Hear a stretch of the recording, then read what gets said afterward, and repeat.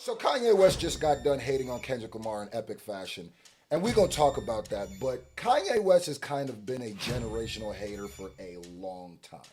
Now, before we get into that, I want to tell y'all the official Protect Hip Hop is a Sport t-shirts are available right now. You see the design. Ladies and gentlemen, I'm sending personal thank you videos to everybody who purchases them in the next 2 weeks. And yesterday I announced them, and in one day we sold like 50 shirts. I'm about halfway through the thank yous. So if you bought a shirt, be checking your email. I will be sending, and everybody who purchases one today, I will be sending you personal thank you videos. You got 13 days left. Shout out to y'all. And now back to your regularly scheduled program. Kanye West has been a generational hater for a long time. How, Sway? So Kanye West just hated on Kendrick, but Kanye West has kind of been hating on everybody for a long time. So when Kanye West came into the game, he really kind of came into it as an artist with people like Talib Kweli, Common Sense, Mos Def, people like that. And if you look back, some of his first big placements as an artist were with these people.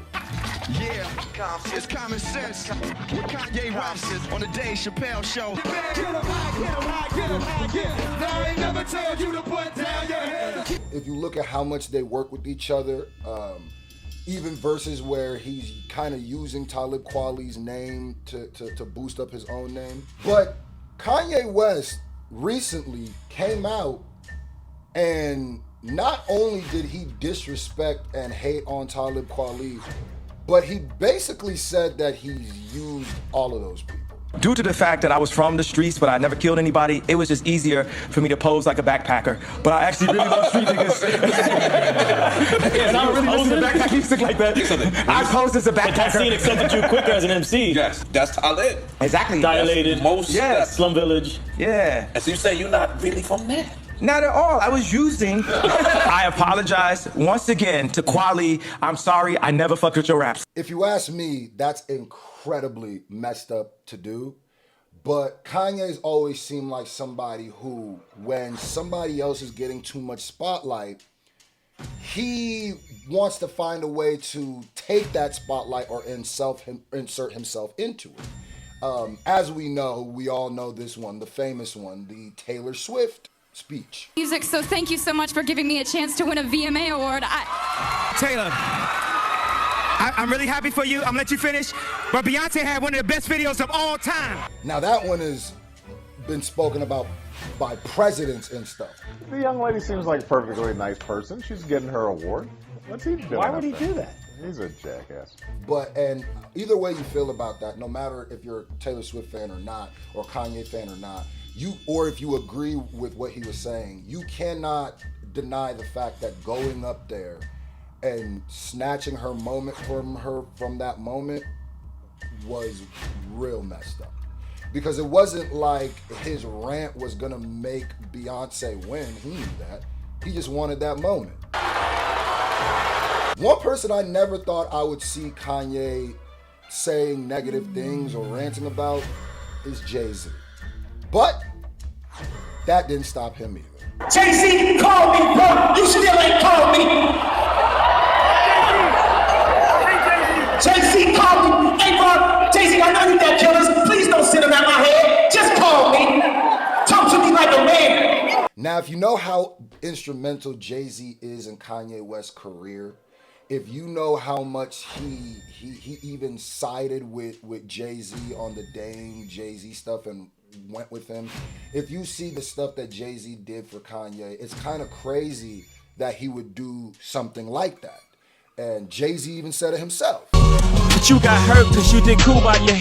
You gave him 20 million without blinking. He gave you 20 minutes on stage. What's he thinking? Dude don't really got too much loyalty to anything besides himself. So Kanye tweeted about Kendrick Lamar being on Playboi Carti's album.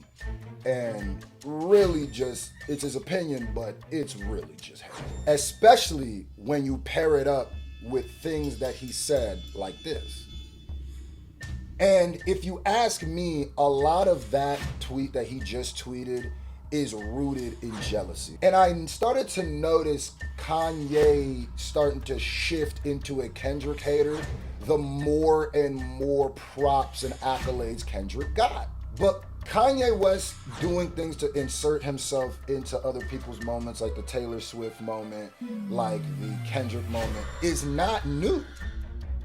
During this whole battle, when it was when it was looking like it was gonna be Kendrick, J. Cole, and Drake, Kanye West does an interview with Justin LeBoy that nobody asked for and inserted himself in the beef that nobody asked for and dissed J. Cole. J. Cole apologized to Kendrick. Fuck all that pussy shit. Oh, shit. Fuck all that shit. There you have it. Yo, fuck all that shit, man, because it's like that nigga J. Cole went on tour with Drake. He know what it is. It's like, you can't run now. It's you also, all this like. It's up for Cole too?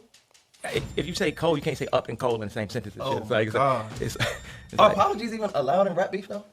I don't know. I've never seen no shit like that before. I don't listen to J. Cole, so I wouldn't even know. I just heard he had a song called False Idols and somebody told me it's halfway about me. Now, some people may say J. Cole and Kanye have had issues, so maybe it's justified. And the way I look at it, maybe false prophets, it justifies us having beef, whatever. What I don't respect is that you kind of waited to be super public and drop a J. Cole diss bar. Y'all so out of sight, out of mind. I can't even think of a Drake line. Play J. Cole, get the pussy dry. When you waited until J. Cole was in the middle of battling Kendrick, and there was a lot of negative feedback that came back to J. Cole for the apology. You waited to do that. So if you genuinely had a problem since False Prophets, I would have thought that there would have been the line where you dissed him would have came up earlier. Kanye West is really hated on everybody in that whole big three. And that brings us to the ultimate jealousy, the ultimate hate of somebody that Kanye has. And to me, it's Drake. A lot of people may be watching this video and then saying that, well, yeah, it's okay because Kanye's bipolar. That's what he does, is bipolar. He's bipolar. And that can be true. But I also don't think it's responsible, especially for other people who might suffer from mental things like that, who don't display this type of behavior. I think to just hand wave everything he does to some mental health stuff is something that we do, and it's something that he knows we'll do, and he leans into that. I think Kanye West knows a lot of what he's doing. Does he have mental issues? Does he have probably? But I think he's a lot more coherent and a lot more meticulous and plotted out than we give him credit for.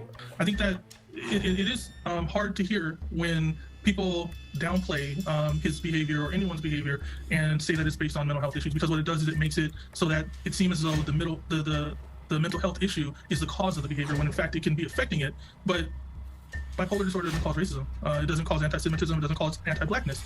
It doesn't cause you to hang out with folks who believe in that stuff. So it seems very convenient that you could write this off, but all of this stuff seems very calculated, even to the point where he'll self-diagnose himself with saying, oh, I have this, or I have this, or I have this. So to me, some of this stuff, he does have mental health issues, but some of this stuff, regardless, he has to be responsible for, because he knows the difference between right and wrong, and he showed us that. So true enough, we deal with racism because there are different races, or the micro of it is that we focus on the different races as opposed to the macro, which is the human race. Why the you lying? Why you always lying? He does an interview with Drink Champs, and there's a lot of examples of this, but I'll just show a couple, where Kanye West, I think it was 2022, said this about Drake. Drake is the greatest rapper ever. Now, mind you, Kanye West and Drake have had a back and forth relationship for a while. But what makes him kind of a snake is that even after they supposedly squashed it, even after Drake came and helped him out with the Larry Hoover show, even after all that stuff, Kanye West still dissed Drake. And what made it to me not be on some noble, I'm dissing you because I have a problem, is that he kind of waited till the entire industry or a lot of people were attacking Drake and then used that moment to not only attack Drake, but almost bask in enjoyment that was happening. And that just came off like a super hater. Drake has a rich baby daddy named Lucian. So all of his streams in the number ones is controlled by someone named Lucian.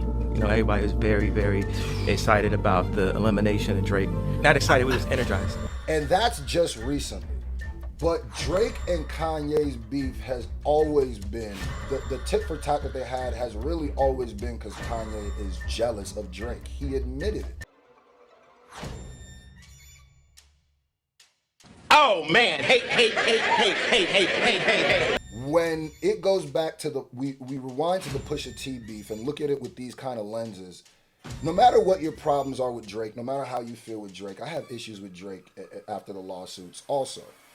But nobody will convince me that Drake was the one in the wrong in the beef after things like Drake coming to help Kanye work.